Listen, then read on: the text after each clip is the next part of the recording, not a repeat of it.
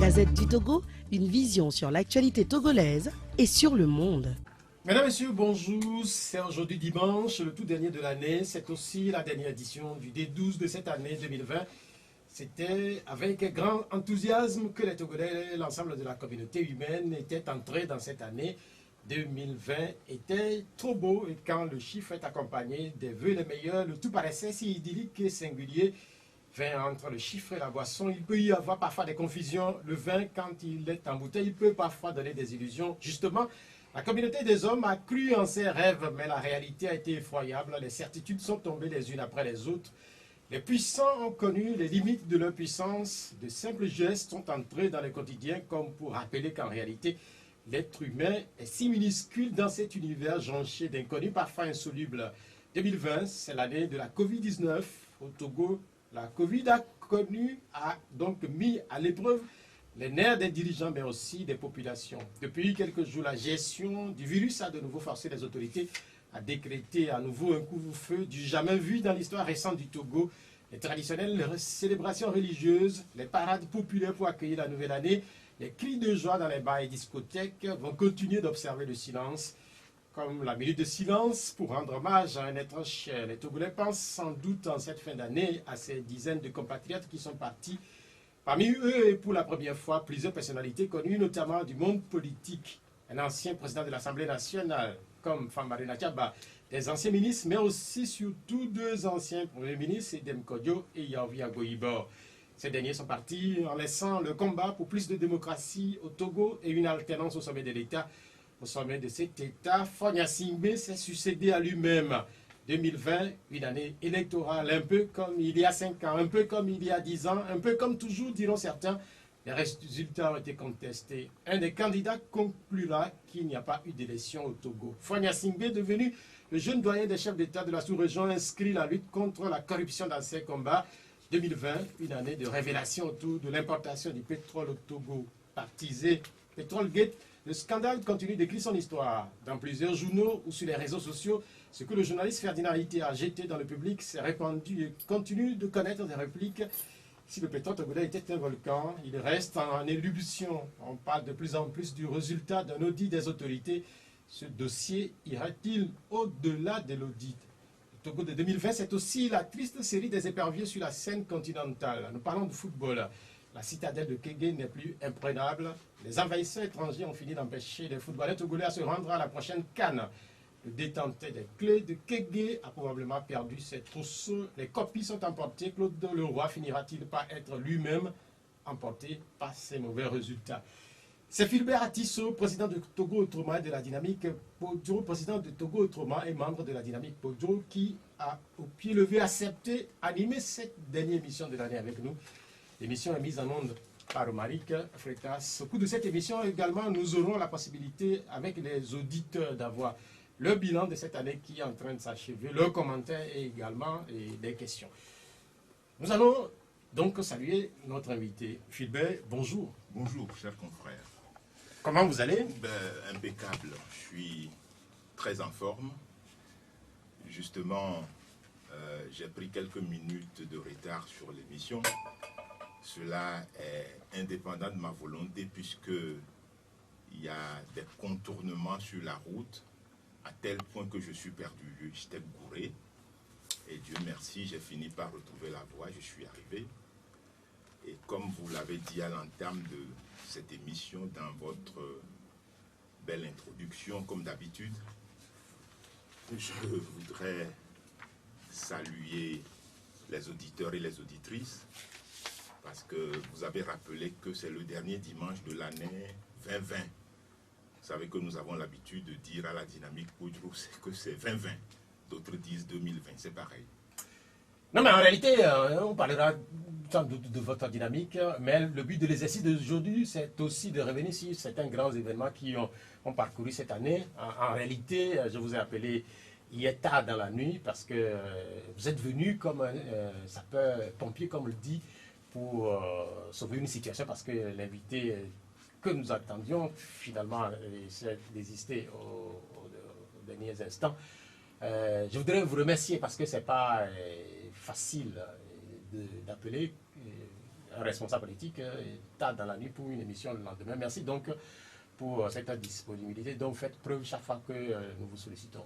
Oui, justement, c'est parce que je suis de la profession que je sais les difficultés que vous avez à nous inviter, surtout nous qui sommes les acteurs politiques, à participer à des émissions. Je l'ai dit une fois dans ce studio que parfois les journalistes ont envie de nous faire parler et nous n'avons pas envie de parler.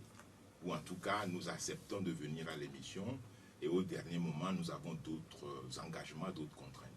Alors quand vous m'avez appelé, je me suis dit, ah, voilà Pierrot Atiogbe, un confrère, un ami qui est en difficulté. Eh bien, comme ça fait longtemps que je n'ai pas parlé à l'opinion, donc j'ai dit, bon, ben pourquoi pas. Alors voilà, je suis venu. Je voudrais souhaiter joyeux Noël à tous les Togolais. Là, je vole plus haut que les chapelles politiques. Et en même temps, présenter mes vœux de succès, de santé, de bonheur à tous les Togolais, sans exclusive, sans exception. Je survole encore les chapelles et je rêve d'un Togo meilleur en 2021. Ce que nous avons connu en 2020, en 2020, qui est une année dont les chiffres sont ronds, mais qui n'a pas été autant profitable qu'une autre année. Alors je souhaite que en 2021, le Togo connaisse des jours nouveaux, que nous ayons du succès dans toutes nos entreprises, en politique surtout, où nous ne nous sommes jamais entendus au sein de la classe politique. Moi, je reviens du Burkina Faso comme chef de mission d'une observation électorale, peut-être qu'on va en parler tout à l'heure. Je peux vous dire que ce que j'ai vu là-bas, c'est tout à fait différent de ce qui existe ici. Le consensus qu'il y a au sein de la classe politique. L'unité politique, parce que sans unité politique, il n'y a pas de politique. L'unité politique à laquelle j'ai assisté là-bas, je peux vous dire que c'est éblouissant, c'est merveilleux. Alors je souhaite ça pour notre pays à l'orée de l'année 2021. Justement, on vous a découvert comme ça sur les réseaux sociaux en tant qu'observateur d'une élection présidentielle au Burkina Faso. Je sais que ce n'est pas la première fois que vous faites cet exercice-là. Mais comment est-ce que vous vous êtes retrouvé là-bas? Je me suis retrouvé là-bas parce que j'ai postulé. Ça, c'est ce que les gens ne savent pas. D'abord, pour être observateur dans une élection, surtout dans un autre pays où vous n'êtes pas connu, vous postulez. Alors, j'ai saisi la CENI du Burkina Faso, j'ai envoyé le nom de notre ONG, parce que j'ai une ONG avec d'autres amis qui s'occupent de supervision et d'observation électorale. Nous avons envoyé des documents à la CENI qui a estimé que nous sommes éligibles, parce que nous avons fait l'exercice dans d'autres pays avant, et même au Burkina Faso avant. Alors, nous avons été acceptés, et donc l'accréditation nous est arrivée, et je suis parti, je ne suis pas le seul à partir d'ailleurs, il y a d'autres qui sont partis avec moi, et d'autres que nous avons retrouvés sur place, et nous avons fait un travail formidable. Et ça nous a permis de beaucoup apprendre et d'acquérir des expériences qui vont nous servir au Togo. Moi, je ne vois pas pourquoi il y a eu tant de polémiques autour d'un citoyen qui va dans un autre pays pour acquérir du savoir et qui doit revenir avec pour le faire profiter à son pays, et qu'il y a eu autant de polémiques malveillantes. Mais est-ce que ces polémiques-là, est-ce que vous les... Visiblement, vous ne les comprenez pas? Oui, non, vous ne les comprenez pas. Je ne les comprends pas. Je les comprends. Mais est-ce que c'est pour pas... ça que je parle de polémiques malveillantes. Oui, mais est-ce que ce n'est pas dû au fait que l'actualité politique au Togo, et cette actualité-là, a été dominée d'une certaine manière aussi par des difficultés liées à une observation électorale ici au Togo? On sait très bien les positions que prennent d'habitude les observateurs internationaux sur les élections en Afrique. Mais oui, mais moi si les observateurs internationaux prennent des positions biscornues ou des positions intéressées, ça n'est pas le cas de tous les observateurs. Moi, j'y suis allé pour observer des élections, pour acquérir du savoir, parce que j'ai acquis beaucoup de choses. Peut-être qu'on va en parler. Mais qu'est-ce que vous avez acquis, par exemple? Mais ce que j'ai acquis, par exemple, c'est des éléments intéressants dans le processus que nous n'avons pas ici chez nous. Alors, j'ai été déjà émerveillé par le fait que le matériel électoral a été acheminé la nuit dans les centres de vote. Et les centres de vote ont été gardés et surveillés par des agents des forces de l'ordre.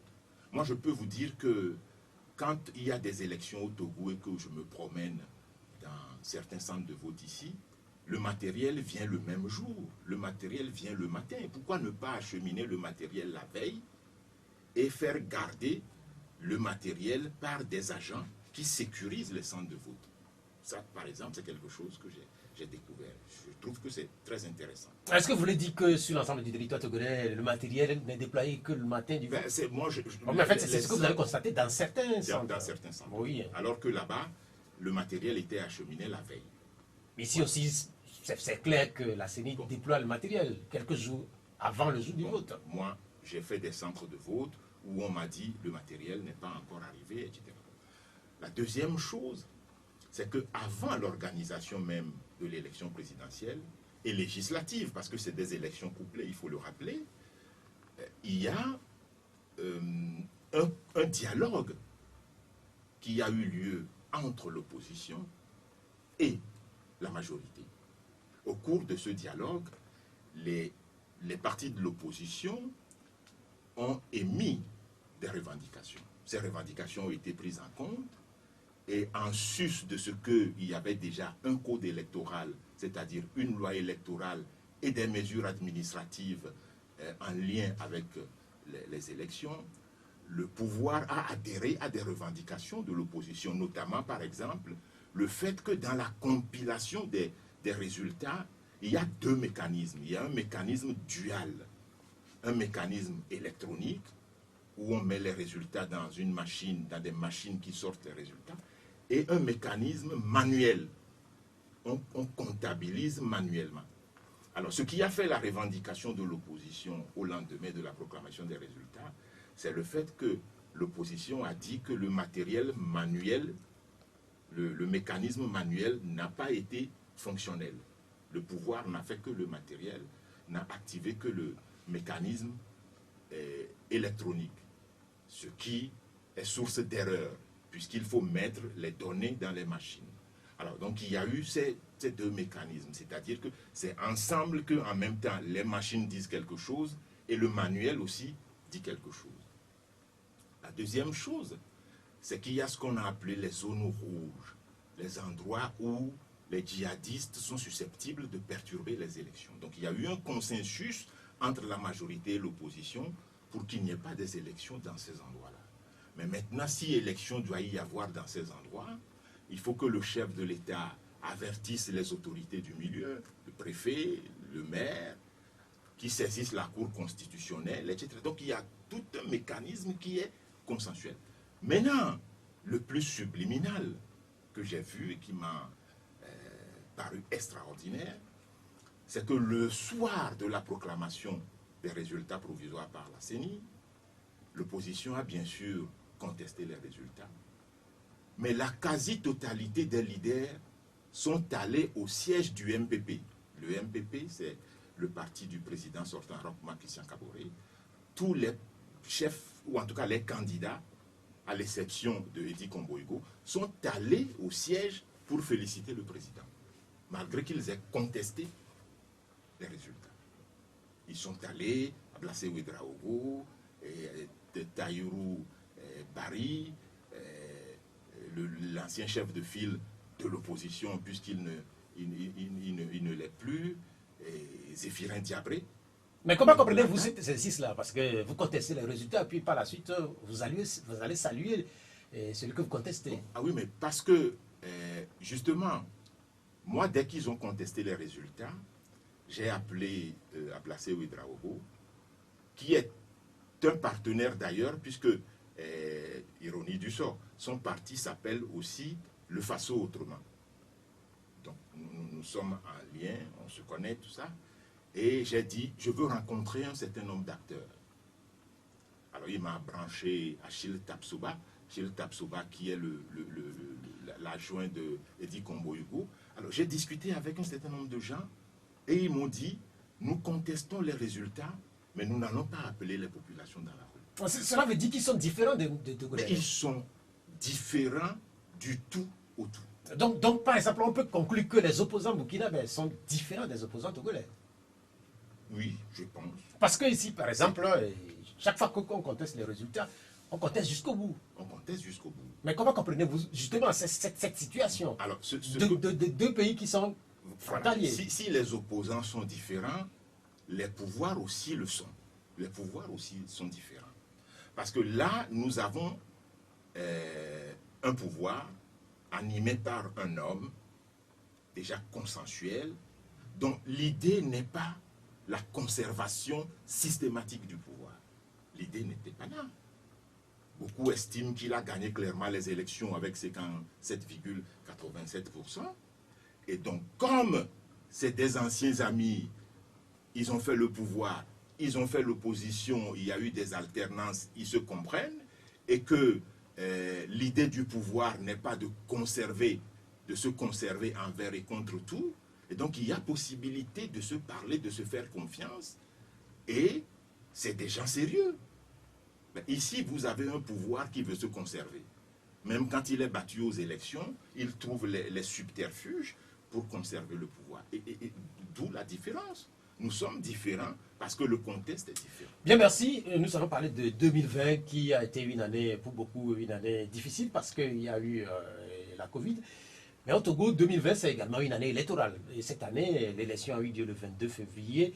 Est-ce que vous voudrez bien jeter encore un regard sur ces élections qui ont eu lieu au Togo? Parce que sur le plan politique, ces élections ont été les principaux faits. Puisque par la suite, on a constaté que ces élections ont entaché un certain nombre d'actions politiques dans le pays. Oui, mais justement, d'une élection à une autre, parlons-en de l'élection présidentielle du Togo, qui déjà n'a pas été une élection consensuelle, ça vous le savez très bien. Parce que les règles qui ont présidé à ces élections n'ont pas été des règles définies consensuellement. L'opposition n'était pas, la quasi-totalité des candidats de l'opposition n'était pas représentée à la CENI. Déjà en 2018, l'opposition n'était pas à la CENI, et puis cette CENI a continué, et c'est une CENI pratiquement unilatérale qui a organisé l'élection présidentielle du 22 février 2020. Les règles ne sont pas consensuelles, contrairement aux élections qui ont eu lieu au Burkina Faso. Ça, c'est la première chose, le premier handicap, le premier couac. Et puis, la seconde chose, c'est que l'État lui-même, à travers le chef de l'État, a fait un décret dans lequel il a dit que l'État allait subventionner les partis politiques dans les frais de campagne électorale.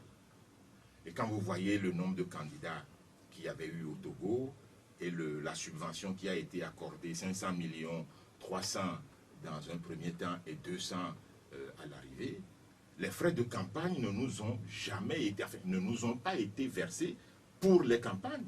Ce n'est pas des frais qui doivent être versés après. Et ça aussi, c'est un mensonge pieux de l'État. Comment l'État qui fait un décret par un chef de l'État et qui, au bout du compte, agit comme ça, c'est-à-dire se retracte, ne verse pas les sous, ou en tout cas, on a dit, certaines langues ont dit qu'on a versé certains sous en dessous de la table, etc. On a eu aussi ces informations. Moi, j'ai été directeur de campagne du président Agbeyo Mekodjo, et je peux vous dire ce que nous avons souffert. Mais au sein de l'opposition, nous avons eu l'une des meilleures campagnes électorales. On a sillonné l'ensemble du territoire. Nous étions au nord, nous étions dans les plateaux, dans la région maritime, à Lomé. Donc ça aussi c'est un fait. Quels sont les autres faits liés à cette élection? Les autres faits qui sont liés à cette élection, c'est le fait que les résultats qui ont été proclamés ne sont pas, ou en tout cas n'expriment pas la vérité des urnes. La réalité du suffrage que les populations ont exprimé dans les urnes, ce n'est pas cela qui a été traduit dans les résultats Et vous savez que nous avons contesté cela. Nous l'avons contesté et nous avons dit à la DMK que c'est notre candidat qui a gagné jusqu'à ce qu'on nous fasse taire par la justice. Ça aussi, vous le savez. Par exemple, pour partir au Burkina Faso, j'ai été obligé d'aller chercher un document. J'ai donné ma lettre d'accréditation, j'ai dit le délai que je devais faire là-bas et ça m'a été accordé. Donc, c'est une privation de liberté pour quelqu'un comme moi qui n'a rien fait, qui n'est pas un gangster, qui n'est pas un voyou. Je suis un chef de parti politique, je dois avoir la liberté d'aller et venir. Donc, les résultats aussi de ces élections, nous les avons contestés. Ça aussi, vous le savez. Oui, quand on évoque ces élections-là, les suites aussi ont abouti, quand vous étiez au Burkina Faso, à cette histoire de tentative d'atteinte à la sécurité intérieure de l'État. Gérard Diossou et Brigitte Adjamago Johnson, comment vont-ils puisqu'ils ont été arrêtés entre-temps et puis libérés et mis sous contrôle judiciaire? Ben, ils vont très bien. Ils sont en pleine forme et ce qui s'est passé ne les a jamais ébranlés, n'a pas ébranlé leur détermination.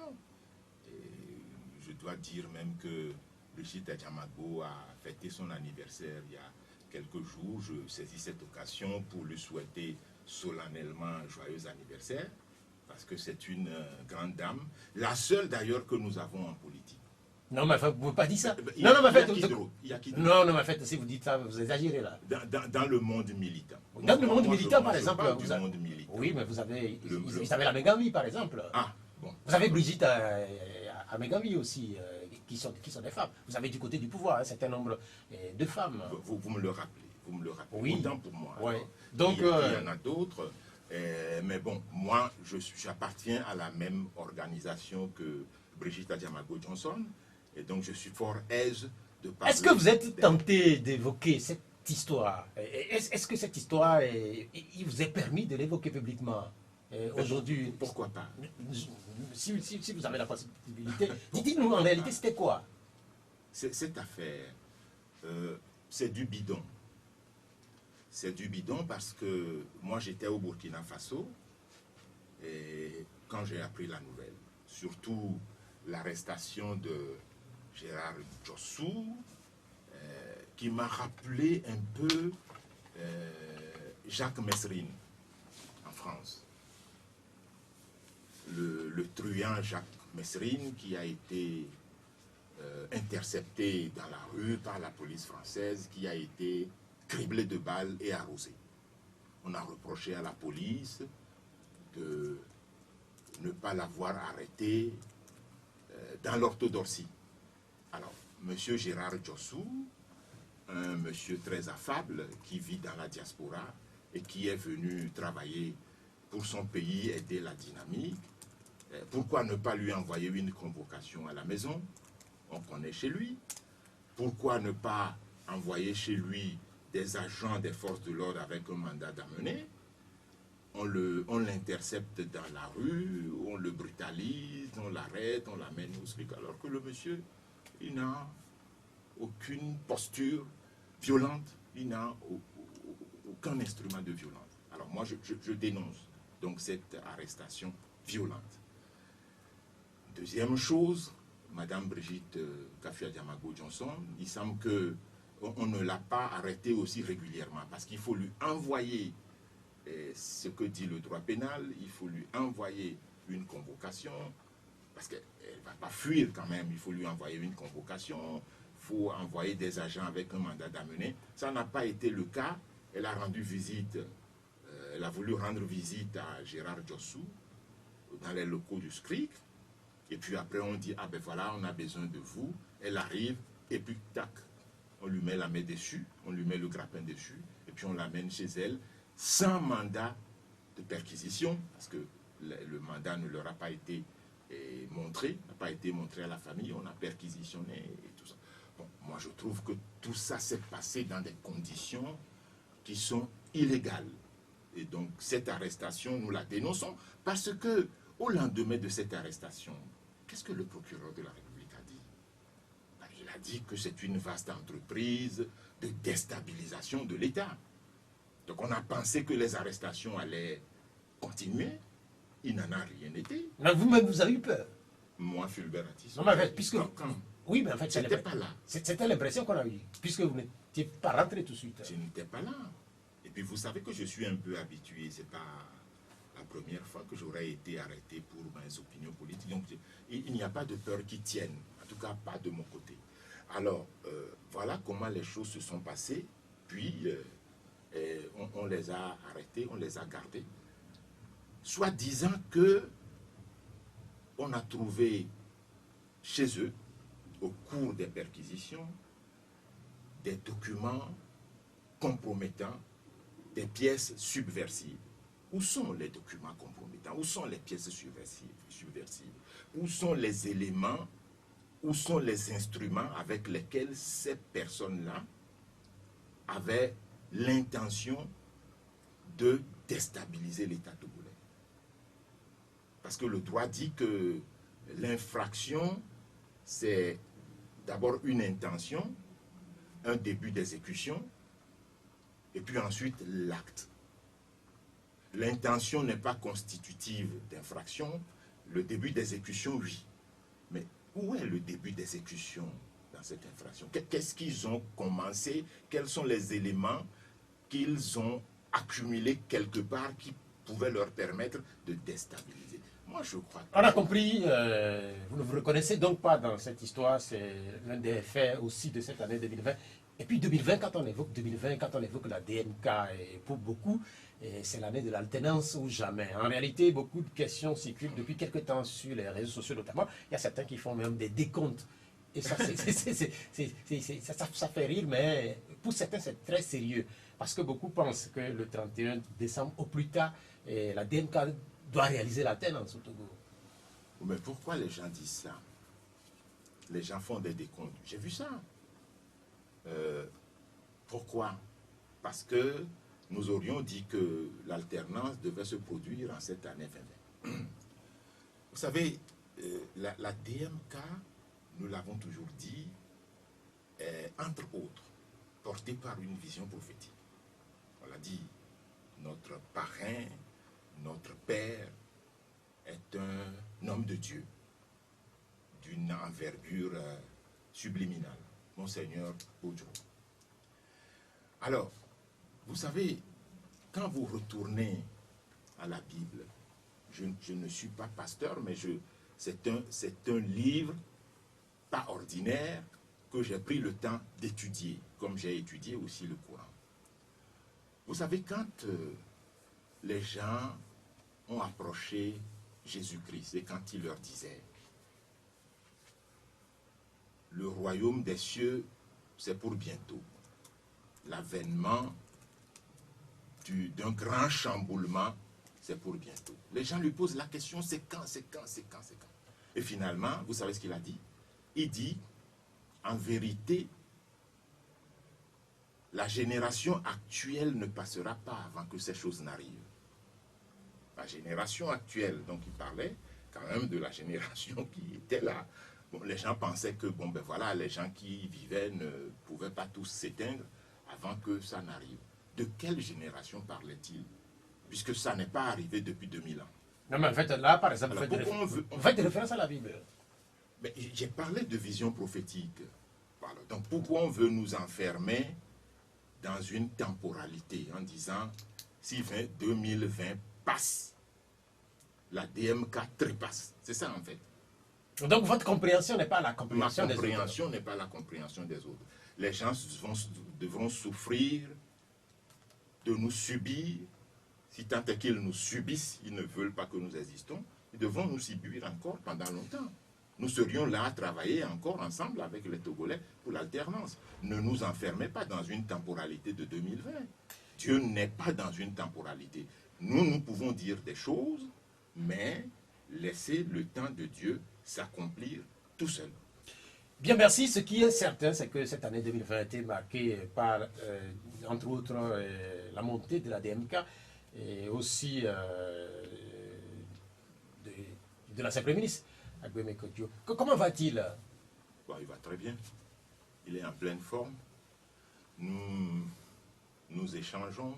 Donc on a encore échangé ce matin, avant que je ne vienne Oui, ici. dans cette histoire... Alors, je ne le vois pas physiquement, Ouais. mais s'il est capable d'échanger, tout ça, d'écrire des choses, ça veut dire qu'il se porte bien. Mais quand on évoque Aldo Mekodio, je ne sais pas si vous savez, beaucoup de gens parlent de ce champ de maïs dans lequel il se trouverait. Et en réalité, qu'est-ce qu'il veut faire passer quand vous parlez des champs de maïs? Il serait véritablement dans un champ de maïs?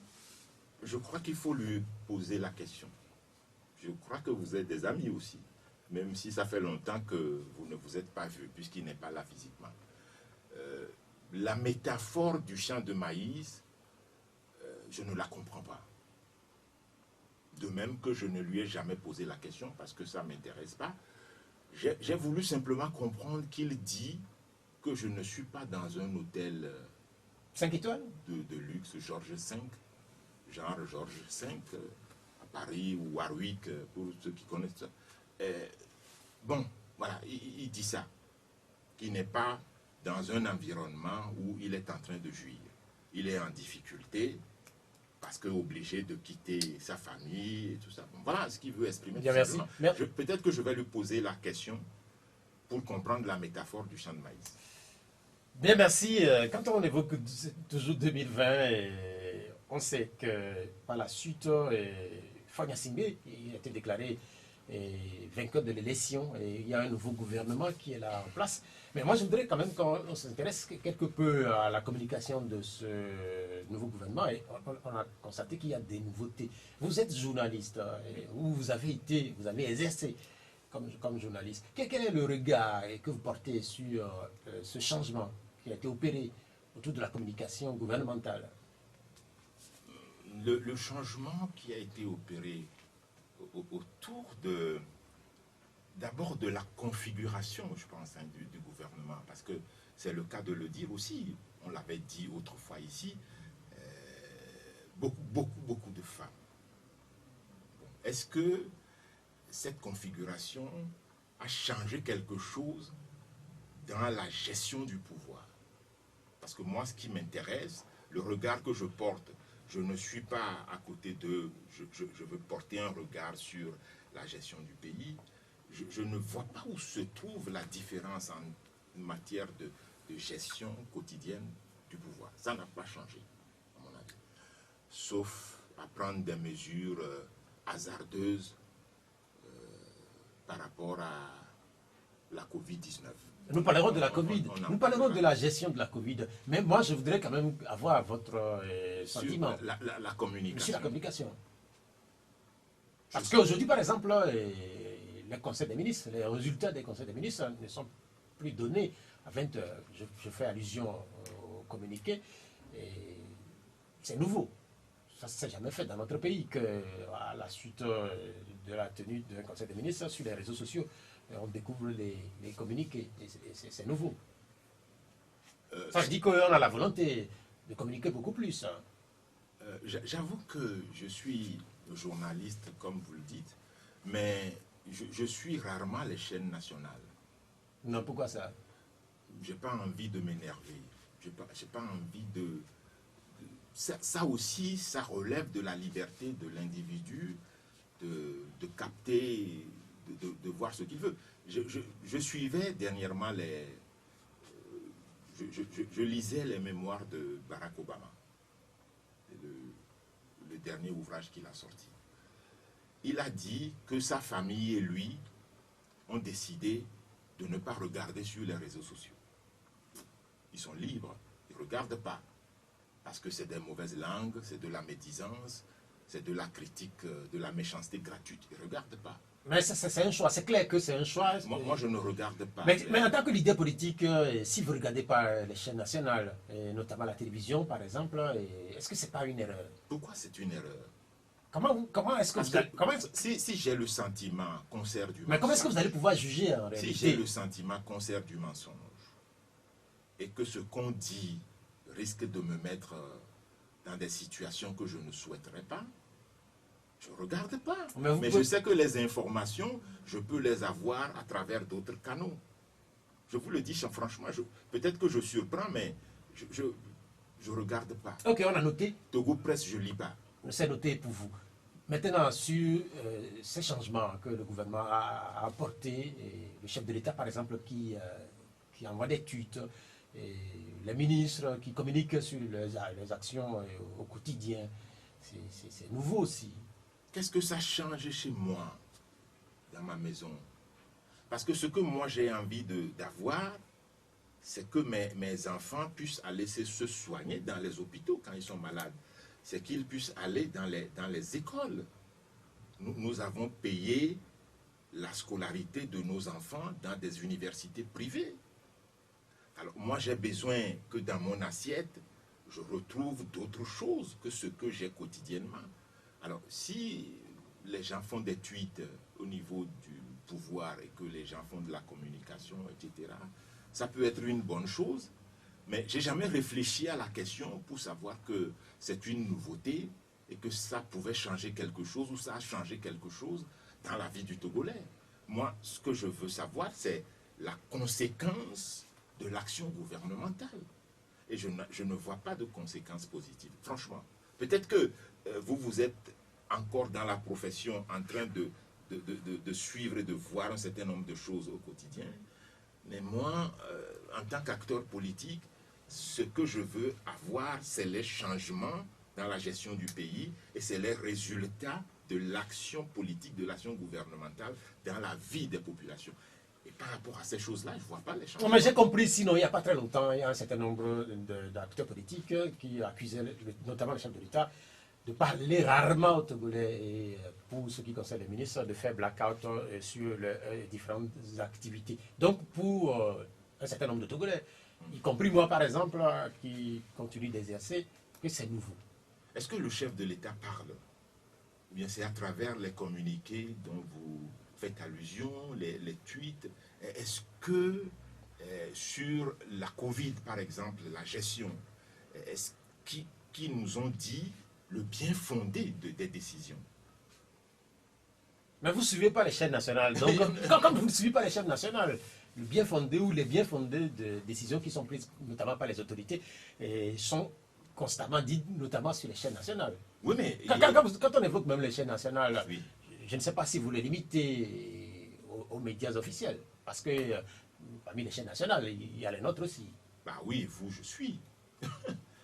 À 7 heures, moi, je capte toutes les radios privées. Donc, depuis, vous n'avez pas... Là où je suis, là où je peux compter avoir des informations qui reflètent la vérité, là où je peux avoir des éléments pour faire mon travail d'acteur politique. Mais les informations qui sont données sur les médias publics, je sais que je les ai à travers d'autres canaux, à travers vous, à travers les journaux qui sortent tous les jours, à travers les réseaux sociaux. Voilà les éléments que moi je rassemble pour faire mon travail. Je ne suis pas obligé d'ouvrir la TVT à 20h où on fait un communiqué pour dire que les deux responsables de la DMK vont déstabiliser l'État. Toutes ces choses-là, je ne veux pas savoir. Revenons donc sur la Covid, puisque vous ne suivez pas malheureusement un certain nombre de chaînes, et les raisons qui motivent les autorités togolaises à renforcer un peu plus le contrôle. Ces raisons-là sont données quotidiennement à travers un certain nombre d'émissions. Mais est-ce que vous êtes surpris sur les dernières mesures, notamment le couvre-feu qui s'invite pour la première fois, et, si ma mémoire est bonne, en pleine fête de fin d'année? Oui, mais moi j'ai halluciné. Quand j'étais encore à Ouagadougou et que j'ai pris connaissance de ce communiqué dans lequel on parle de couvre-feu pendant des périodes de fête. Vous savez, j'étais au Burkina Faso, j'ai été surpris. Les gens ne portent même pas les cache-nez. Je n'ai pas compris. Je dis, mais qu'est-ce que vous faites ici? Vous dites, nous on s'en fout de ça. Il n'y a pas ça chez nous. Ils ne portent pas. Mais est-ce que ce n'est pas une erreur que de... Quelle erreur? Oui, mais dans ces pays, ils ont plus de morts. Ici, par exemple, quand vous êtes deux sur une moto, quand vous êtes deux dans votre voiture, la police vous arrête parce que vous n'avez pas porté de cache-nez. Pourquoi une entrave à la liberté d'aller et venir? Pourquoi entraver la liberté des gens?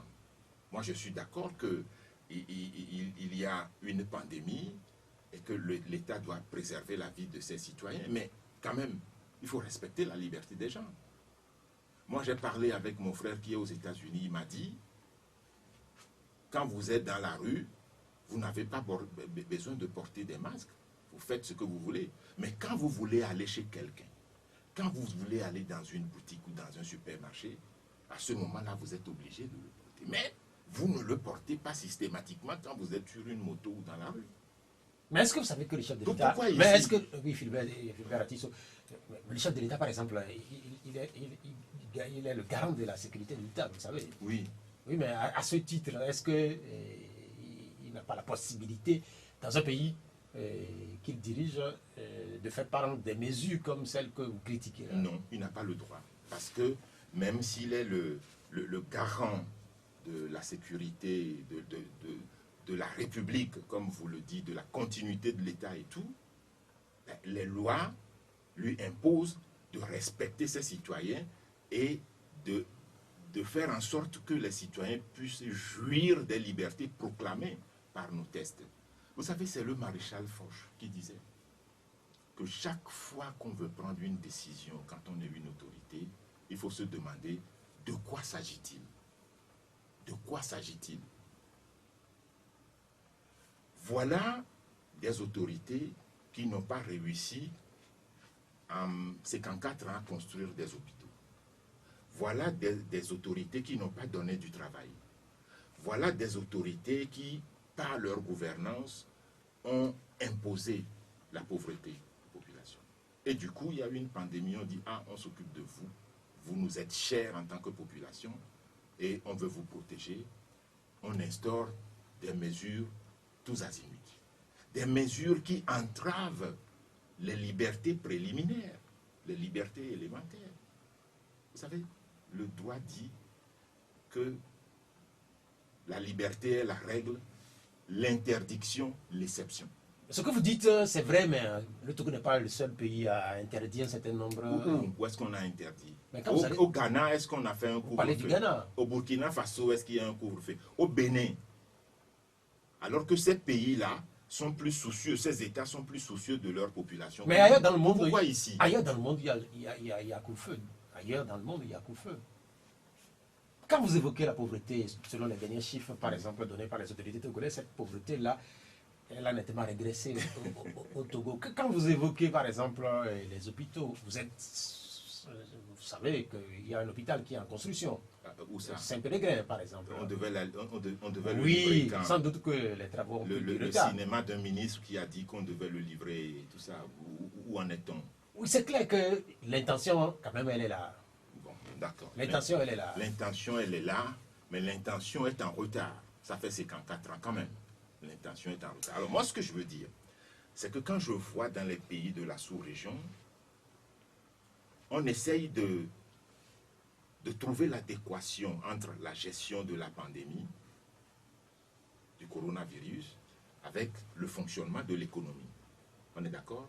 Regardez ce que les gens ont perdu, les boutiques qui vont fermer, les boîtes de nuit, les machins, tout ça, parce que ça n'a pas travaillé.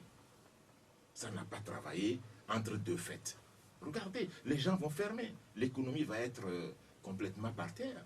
Et on dit, eh bien, on pense à vous, on veut que vous ne soyez pas malade. En réalité, selon vous, quelle aurait été la meilleure attitude?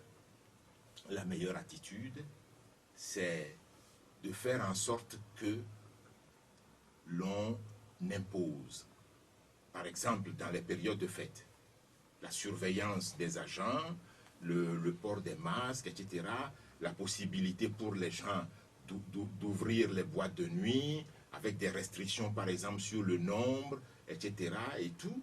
On peut trouver des mécanismes pour permettre à l'économie de fonctionner. Comment les autres États environnants qui sont à nos frontières, comment ils font?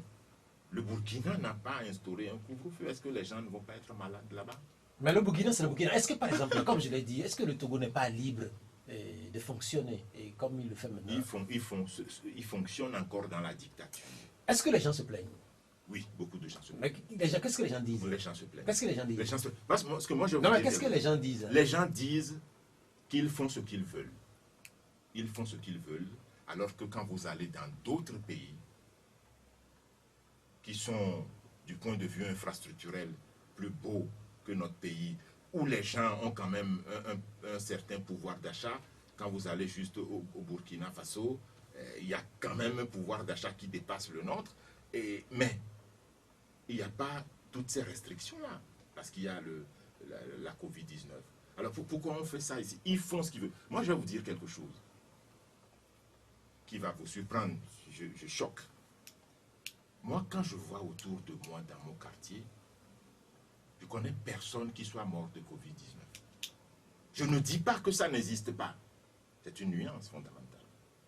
Mais je vois des gens tous les jours mourir parce qu'ils n'ont pas d'argent pour aller se soigner, mourir parce qu'ils sont dans la pauvreté et qui viennent me demander des sous. Dans ce que vous dites... Donc le problème n'est pas à ce niveau où on veut le régler, le problème est à un autre niveau. Oui, mais c'est ce problème que vous posez. Est-ce qu'il ne dépasse pas le cas du Togo, puisque avant la Covid-19, il y a d'autres maladies. Et jamais où les populations ou ceux qui dirigent le monde ne se sont autant mobilisés.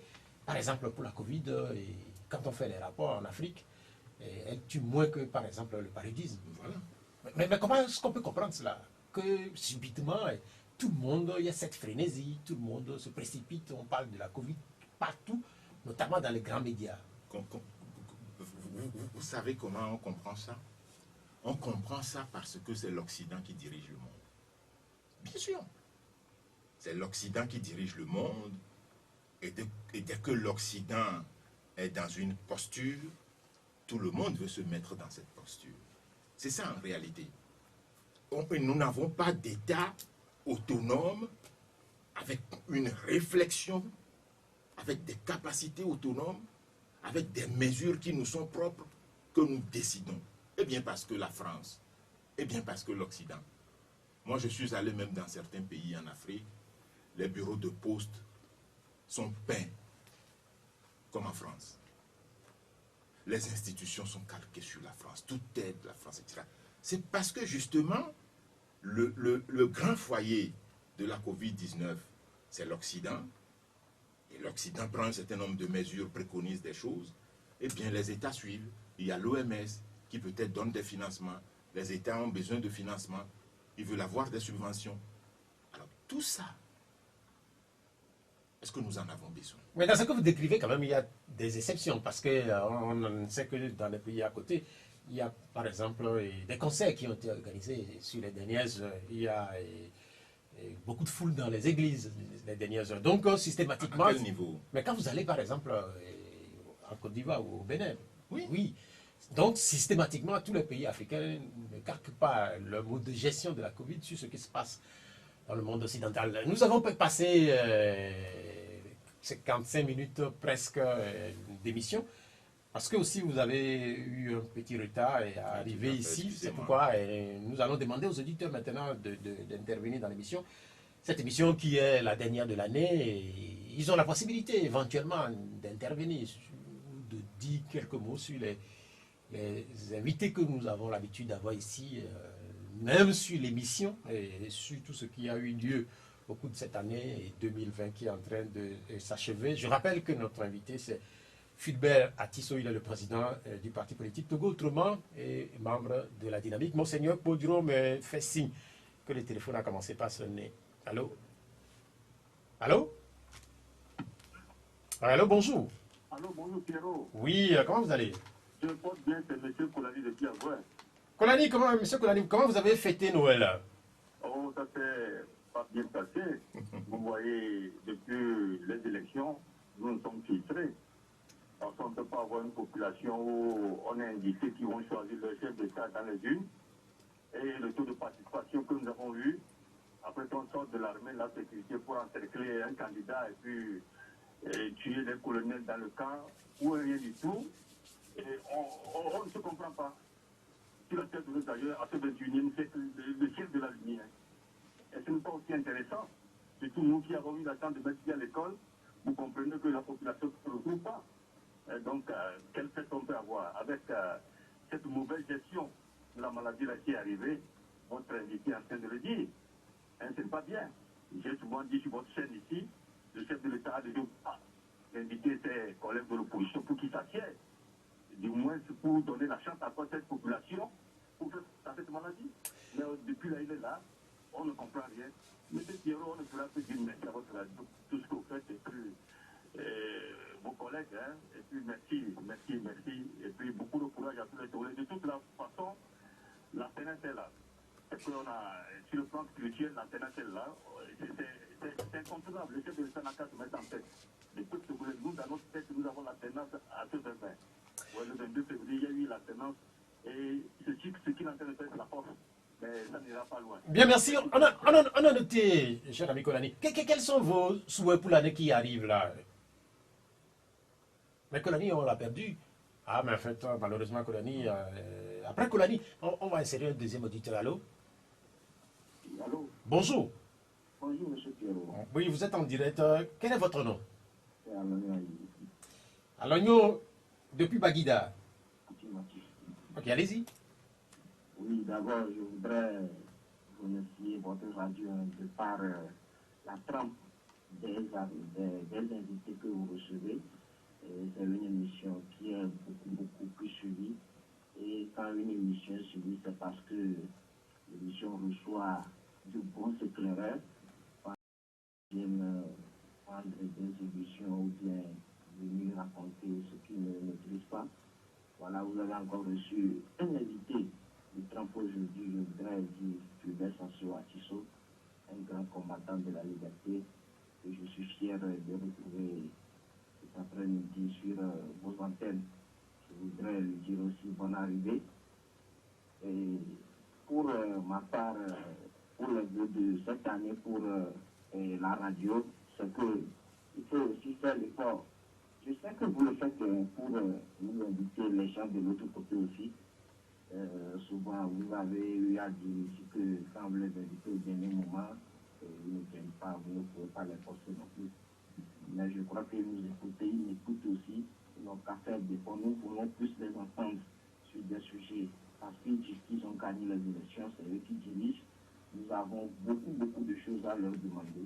C'est très important. Mais je voudrais poser une question au grand combattant à Fulbert Sassou Atisso et pour lui demander, est-ce que le peuple togolais peut encore croire encore en la dynamique? Est-ce que la dynamique a encore du nouveau à nous offrir? Puisque aujourd'hui l'espoir du peuple se repose sur la dynamique qui est le vrai gagnant des élections du 22 février 2020. Bien, merci. On va donner la possibilité à notre invité de réagir à votre intervention. Oui, je le remercie. Il m'a souhaité la bienvenue, donc il sait que je n'étais pas là. Voilà, il dit, est-ce que l'on peut encore croire en la dynamique? Il a répondu lui-même à la question quand il dit que la dynamique a gagné les élections. Je le cite. Si il estime que la dynamique a eu l'envergure politique qui lui a permis de gagner les élections, comme il a dit, ben ça veut dire que la dynamique a de beaux jours devant elle et que le combat continue. Je peux le rassurer qu'il peut encore croire en la dynamique parce que la dynamique est debout et que la lutte pour l'alternance est déjà gagnée. Bien, merci. Le troisième auditeur après Kolani, à l'oignon. Et nous avons qui au téléphone? Allô? Ah, cet auditeur, on l'a perdu. Est-ce qu'on va récupérer quelqu'un, Romaric Freitas? Allô? Allô, bonjour, monsieur. Oui, bonjour, vous êtes en direct. Taoufik, comment vous allez? Taoufik, moi je vous pose une question. Selon vous, sur le plan politique, quel a été l'événement qui vous a le plus marqué? C'est Madame Bédita de Magoué, parce que cette femme est une femme combattante, malgré tout ce que le régime a fait pour l'empêcher de parler, elle a réussi à vaincre la peur. Et je la félicite. Pour continuer, je voudrais demander au régime, puisque cette arrestation d'une femme politique soit la première et la dernière fois. Et ça ne peut être plus jamais dans l'histoire du Togo, car ça là, c'est la plus, c'est l'erreur et la bêtise humaine du siècle. Taoufik, Taoufik, Oui, même si la femme est en faute. non. Mais c'est ce que vous venez de Nous dire. savons tous que cette femme n'est pas en faute. Ah, selon vous, elle n'est pas en faute. Elle n'a pas, c'est ça, ce n'est pas une faute. Ça, c'est de la tricherie, c'est de l'injustice. Que ça soit la dernière fois. Une fois que cette femme soit, que cette droit lui soit accordé. C'est vrai. Ce qui s'est passé là, ça, c'est très relevant. C'est ça le fait. Bien. Merci beaucoup, Taoufik, pour votre intervention. C'est vrai que nous avons également des commentaires qui sont laissés, et notamment sur Facebook et WhatsApp. J'aurai le plaisir dans un instant de citer et quelques-uns de ces commentaires. Je retourne au téléphone pour le quatrième auditeur. Allô? Oui, allô. Bonjour. Bonjour, Pelé. Oui, Pelé, vous êtes en direct. oui, salut, monsieur Pivet.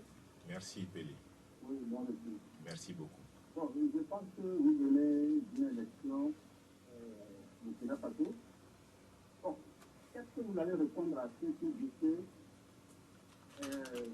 le rôle des observateurs, ils viennent confirmer seulement ce que la Cour constitutionnelle a dit?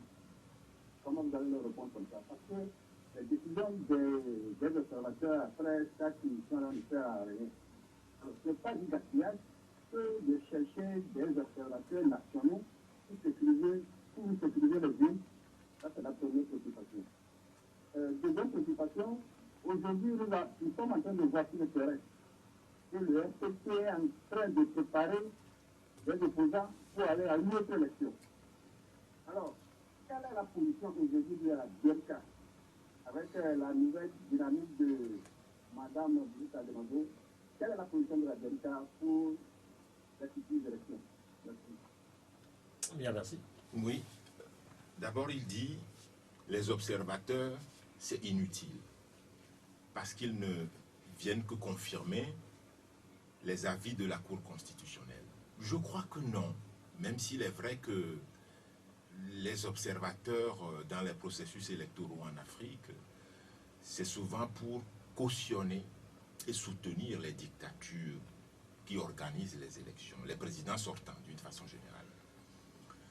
Mais lorsqu'on sait qu'en Afrique, les processus électoraux sont souvent entachés de fraude, surtout au moment du déroulement des opérations de vote, les fraudes, les bourrages d'urnes, etc. Parfois, ce sont les observateurs qui sont disséminés partout sur l'ensemble du territoire qui observent ces choses-là. Et quand ils sont des observateurs sérieux, comme moi par exemple, comme d'autres, eh bien ils dénoncent. Oui, mais ils dénoncent en vu. ajoutant très souvent que ce sont des incidents mineurs qui ne peuvent pas impacter les résultats finaux. La formule consacrée. Mais nous avons aussi entendu des observateurs qui ont dénoncé carrément des élections, même au Togo ici. Moi, Ouais. je me souviens qu'en 1998, l'Union européenne avait envoyé des observateurs au Togo et à l'issue du processus électoral, après la proclamation des résultats, les observateurs de l'UE ont dit que les élections sont sorties de leur cadre légal. Qu'est-ce que ça dit?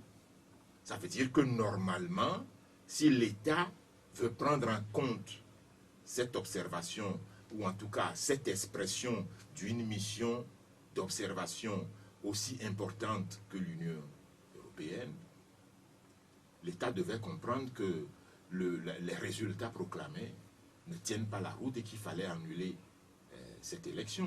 C'est à la suite de cela que la coopération a été quelque peu malmenée ici, avec l'Union européenne et tout ça. Donc l'observation... Mais dans leur globalité, les observations des observateurs restent limitées sur les élections en Afrique. Les impacts sont toujours limités. Mais oui, ça je suis entièrement d'accord. Mais quand vous évoquez les élections, vous étiez au Burkina il n'y a pas très longtemps, il y a cette question de Chris Saholou. Il dit, est-ce que vous pouvez nous dire avec âme et conscience que les élections au Burkina ont été vraiment l'expression du peuple burkinabé? Quand on a vu ce qui s'était passé au Togo, ensuite la Guinée, la Côte d'Ivoire et récemment Ghana, ou simplement que les élections au Burkina ont été aussi comme une formalité en Afrique occidentale. En fait, je lis sa question. Vous avez compris? Oui, j'ai compris. Alors, d'abord, Pelé a un second volet pour sa question en disant le pouvoir est en train de monter des opposants pour participer à des soi-disant élections régionales.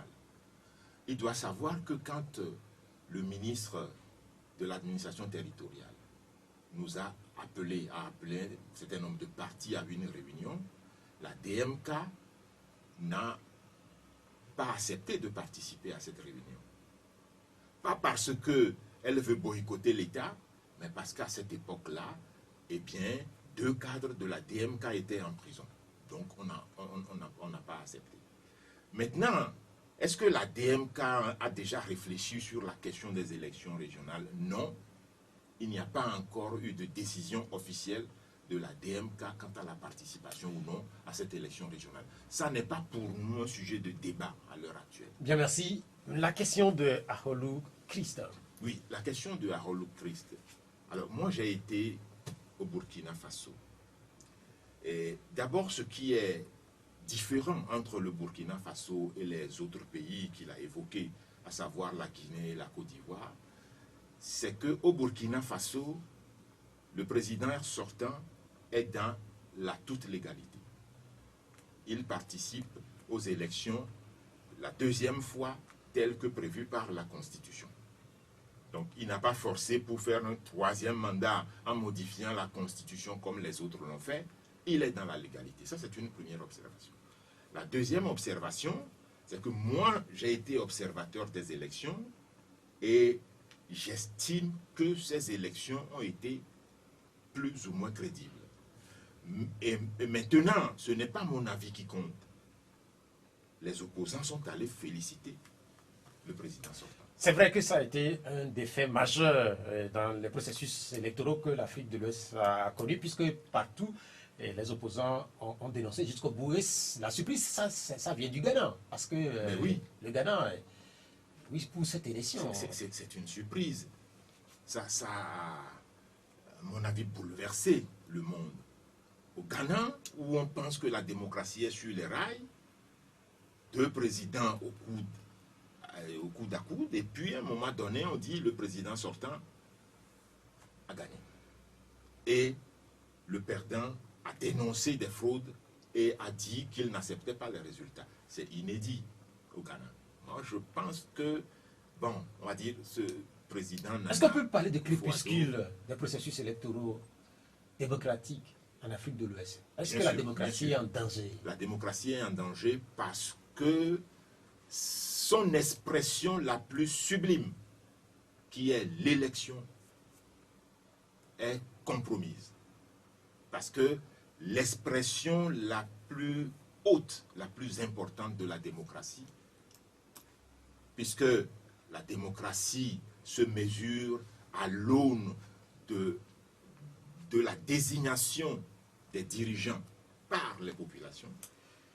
Et ce que Pierre Rosanvallon appelait la fête de la démocratie. Il dit que l'élection est la fête de la démocratie, où on voit les gens partout se rassembler, des partis politiques en campagne qui se dépassent, qui se saluent, etc. Mais est-ce qu'en Afrique, l'élection est la fête de la démocratie? Dans certains pays. C'est qu'elle est dans certains pays. Dans quel pays? Par moments, au Ghana, on a connu des moments de gens Ghana. Et aujourd'hui, pourquoi ça a basculé? Personne ne le sait. Moi, je ne le sais pas. Ben oui, parce que justement, il y a un problème d'institution et de culture. Parce que regardez aux États-Unis, si Donald Trump était en Afrique, était dans un pays où les institutions n'étaient pas calées, c'est d'ailleurs la raison pour laquelle son successeur, ou c'est son prédécesseur qui a dit, eh bien, on n'a pas besoin en démocratie d'hommes forts, mais d'institutions fortes. Bien, merci. Nous parlions tantôt du Burkina Faso. Je profite pour saluer cet auditeur. Oui, c'est un auditeur, puisqu'il nous regarde à travers la vidéo. Issa Ouria, il vit à Bobo Dioulasso. Sans doute que vous êtes passé par... Non, vous n'avez plus l'avion. Donc, oui. Vous n'êtes pas passé par Bobo Dioulasso avant d'arriver à Lomé. Mais même quand vous allez, Bobo Dioulasso est vers le Mali. C'est en allant vers le Mali. Ok, Donc, vous ça veut n'êtes dire pas- que je ne connais pas très bien le pays, le Burkina. Ah, vous n'y êtes pas... Non, je suis allé 2 fois, mais je ne connais pas très bien le Pas Burkina. très bien, d'accord. Le téléphone. Allô? Oui, cet auditeur, est-ce qu'on peut l'avoir? Non, on me dit qu'il y a... Allô? Mais il est en train de composer notre numéro. Cette année 2020 a été marquée aussi par un événement. Allô? Oui, alors bonsoir, monsieur Pierrot. Oui, votre nom, vous? C'est Félix. Félix, comment vous Et allez? je m'appelle à la femme. Je vais très bien. Bien. Allez-y. Bon, moi, sur le bilan politique au Togo, cette année, le bilan est trop sale. Le bilan est trop sale parce que je vois des opposants s'insulter eux-mêmes. Des opposants qui sont contre les opposants.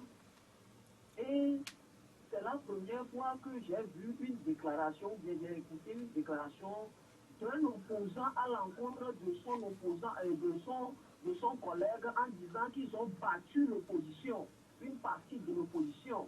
Or, je crois qu'ils se battent pour affronter le pouvoir.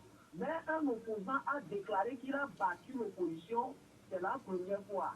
Et la deuxième fois, ce que j'ai comme bilan encore, et je ne crois pas que c'est au Togo seulement que les prophéties, qu'il y a affaire de prophéties là, parce que 2020 là, c'est rempli de prophéties. Tantôt c'est le président Ford qui va gagner, c'est Dieu qui leur a montré ça. Tantôt c'est Aguillaume qui va gagner, c'est Dieu qui leur a montré ça.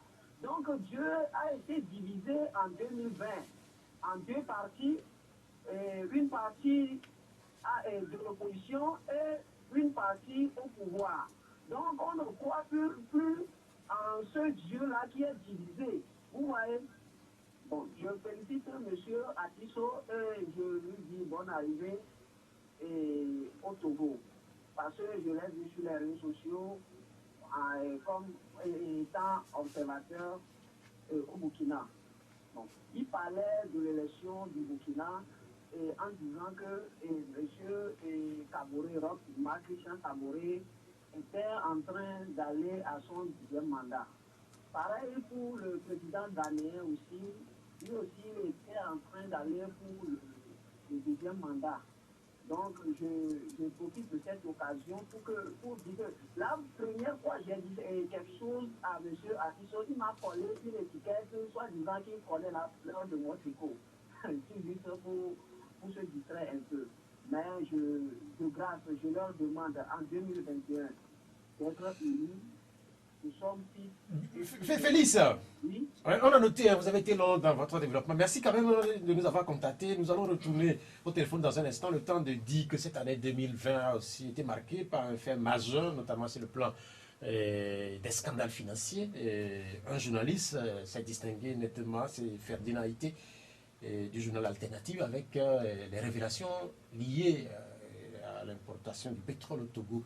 Ça restera un fait majeur au Togo, puisque dans les journaux ou sur les réseaux sociaux, on continue toujours à parler de pétrole gate. Mais bien sûr, je nous en voudrais de ne pas parler de ça comme fait marquant de l'actualité sociopolitique en 2020. Justement, Ferdinand Haïté a fouiné, a investigué pour sortir un grand dossier, le dossier le plus important de tous les temps, depuis que j'exerce comme journaliste depuis 1991, c'est le scandale financier, le dossier le plus important. Il faut le féliciter pour ce travail. Et ça a donné lieu à un audit que l'État a commandé. Mais comment a-t-on géré ce scandale? Moi, je sais que quand j'habitais en France, quand un journal, c'est vrai qu'on ne considère pas beaucoup nos journaux, mais quand un journal sort un dossier de corruption, de scandale, le procureur de la République s'en saisit et déclenche l'action publique. Mais ici, non. C'est plutôt ceux qui sont mis en cause et dont les failles, les erreurs sont ostentatoires.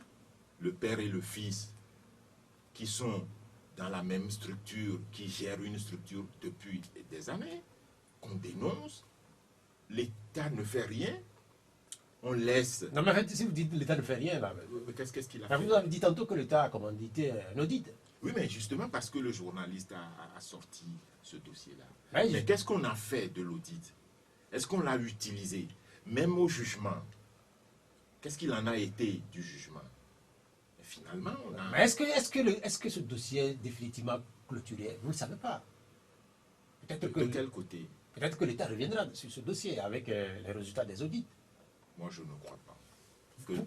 Pour vous, J'ai jamais vu... pour vous, c'est fini? J'ai jamais vu depuis le règne de Faure Gnassingbé qu'on ait mis en cause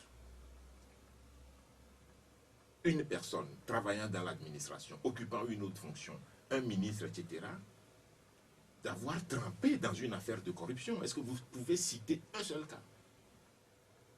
Je ne connais pas. Même l'actuel ministre de l'administration territoriale, il a été débarqué quand il était ministre des Finances. Il est resté en hibernation pendant quelque temps et on l'a remonté comme ministre. Mais il se dit souvent C'est que... aujourd'hui le super ministre de tous les temps.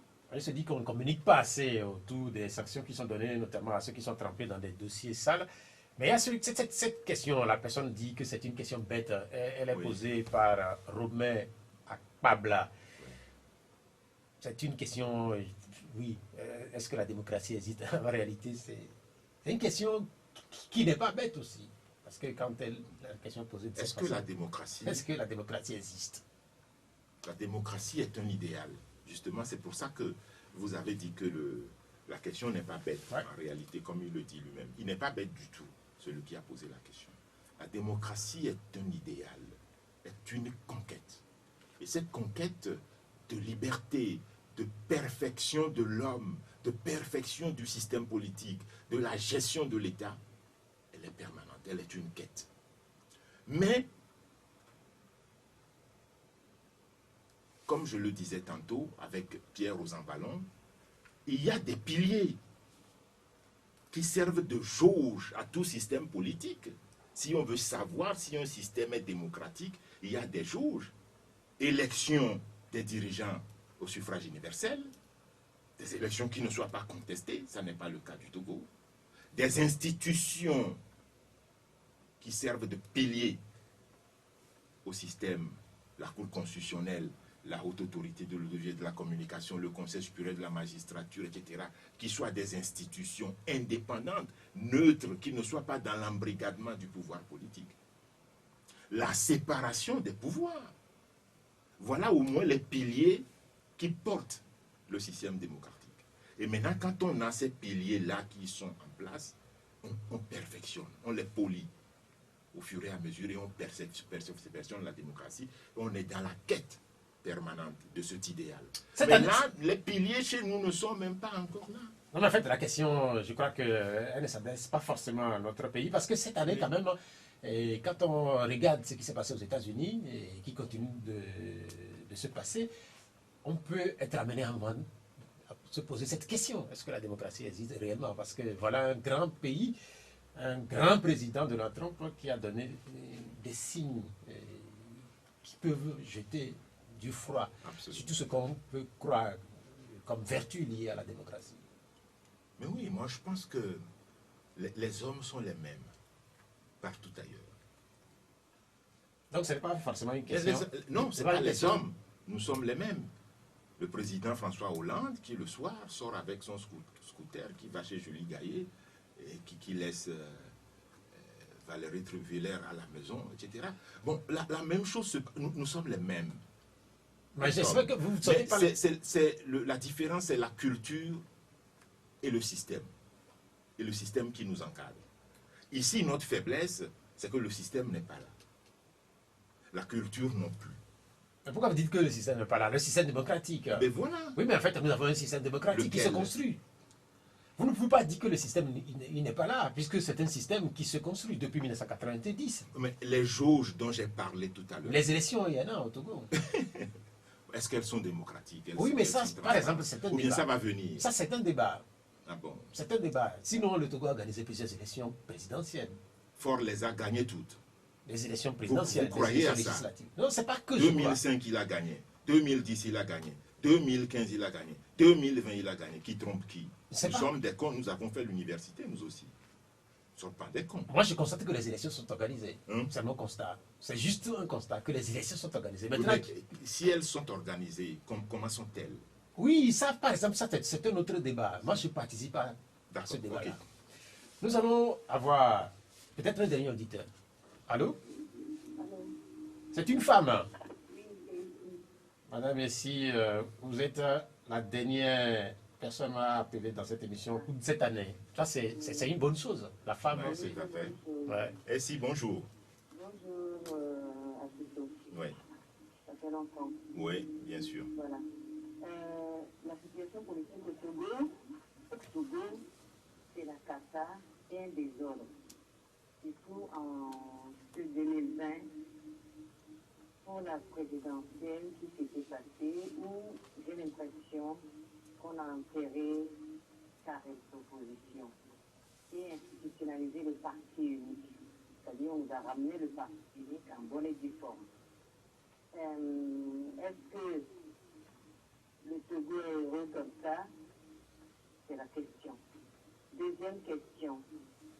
Le monde entier, pour ne pas dire tout le Togo, attaque l'ANC et son président. Selon M. Akisso, est-ce que c'est parce que ce parti est résistant et n'a jamais collaboré avec le régime que le monde entier l'attaque comme ça? Madame, ici. Oui. Mais est-ce que vous n'exagérez pas un peu votre question? Parce que quand vous parlez du monde entier, Quand tout le monde passe sur les médias, on fait allusion à l'ANC et à son président. On laisse le régime qui opprime en paix. Et surtout lors de cette présidentielle, sur les réseaux, il n'y a que l'ANC qu'on a fait face. Alors que l'ANC n'a jamais... Je ne suis pas de l'ANC, hein. non, je sais. De la justice et je ne sais pas, le principe, quoi. Bien, merci, madame. Madame, ici, il nous reste 7 minutes pour. S'il vous plaît, madame, ici. Madame, s'il vous plaît, si- Qu'on a arrêté gratuitement, injustement avec Dame Brigitte, il paraît qu'il est membre de la CENI pour le compte du MPDD. Et il est parti en voyage lors de la présidentielle avec le membre de la DI. Ok, bien, on a noté. Mais j'ai compris la question, madame. S'il vous plaît, il nous reste 6 minutes. Il nous reste 6 minutes pour clôturer cette émission. Est-ce que vous voudrez apporter rapidement des précisions? Je veux d'ailleurs rectifier ce qu'il a dit à la fin. Rapidement. Quand il parle de M. Djossou Gérard, qu'il a été membre de la CENI, non. Djossou Gérard habite en diaspora, il habite en France. Et c'est quand nous avons constitué la dynamique Boudreau qu'il a dit qu'il veut venir au Togo pour nous aider. C'est d'ailleurs moi qui suis son ami, qui suis son répondant au sein de la DMK. Et c'est moi qui l'ai présenté à la DMK. Donc il n'a jamais été membre de la CENI. Il vient d'arriver. Il n'est pas du MPDD. Et donc voilà ce que j'ai envie de dire. Bien, merci. La deuxième chose, l'histoire de on attaque tel, on attaque l'ANC, on attaque. Est-ce que nous pouvons dépasser ça au moins pour 2020? Parce que tout à l'heure on dit quels sont nos rêves pour 2021. Laissons ça en 2020 et allons en 2021 avec la cohésion, avec une entente. Parce que c'en est trop, ces attaques-là. Madame Essi dit qu'elle n'est pas de l'ANC. Si elle n'est pas de l'ANC, elle doit peut-être être une sympathisante. Puisque quand on pose des questions comme ça, au moins, ça peut réveiller... Il nous reste 5 minutes, Philbert Tissot, et nous allons clôturer cette émission sur des notes plutôt tristes, puisque cette année a connu également la disparition d'un certain nombre d'acteurs politiques majeurs sur les 30 dernières années, notamment Fambaré Nathiaba du côté du pouvoir, et vous le connaissez, Fambaré Nathiaba. Quel souvenir gardez-vous de lui?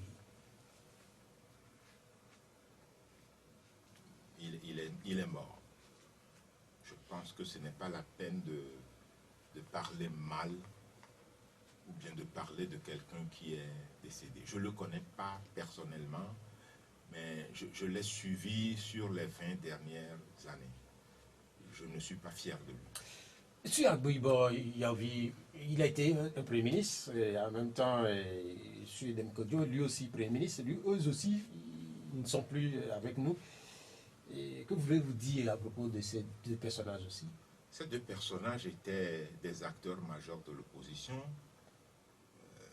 Maître Agbouibo, je l'ai côtoyé parce que nous avons deux points communs au moins. L'art oratoire qu'il pratique, que j'aime bien chez lui. Je trouve qu'il parle très bien, qu'il est très éloquent. Je trouve aussi que c'est le seul acteur politique qui a une grande capacité d'écoute. Tu vas chez Maître Agbouibo, tu parles, il te laisse le temps, il t'écoute. Et il fait des analyses. Moi, j'aime des analyses, il fait des analyses.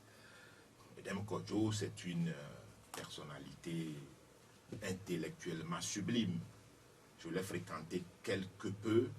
J'admire aussi ses talents, les talents d'écriture, l'art oratoire. Que leurs œuvres les suivent, comme on dit. Bien, merci.